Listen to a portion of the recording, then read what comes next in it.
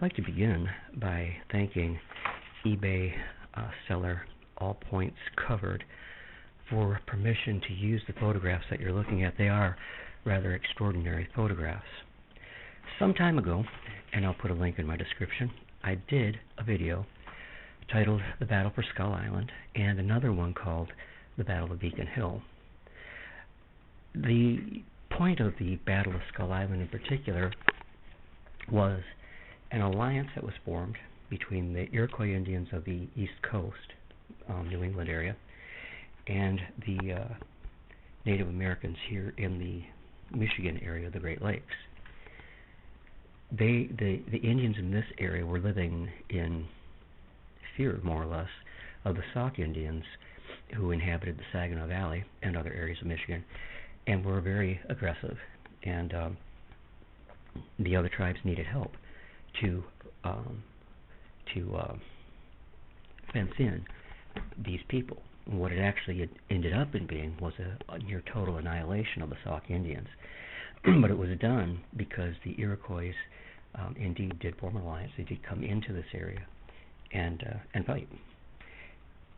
The only thing that's missing, I mean, there's a lot of material written about the subject, but the only thing missing are actual archaeological finds to support the fact that the Iroquois were here. Many years ago now, about 1990-91, I found in the Oscoda area Iroquois pottery shards, and they were actually looked at by James Payne, who was at that time with the Saginaw Archaeological Commission located in the Castle Museum, and he had done his graduate work in the Iroquois sites of New England, and he positively identified these pieces as Iroquois. They were remarkably very different from the pottery shards of the Michigan Indians of that particular period, which would be late woodland.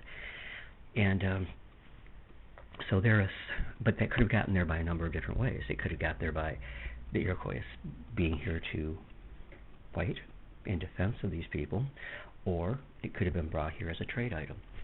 Well, the pipe photos I'm showing you right now are only to my knowledge, are only the second definite Iroquois find made here in Michigan. These were found in July of 1941 by the Leesburg family on a site near the town of Bridgeport along the Cass River in Saginaw, Michigan. And it is along the Cass River that a great part of that battle for Skull Island was waged.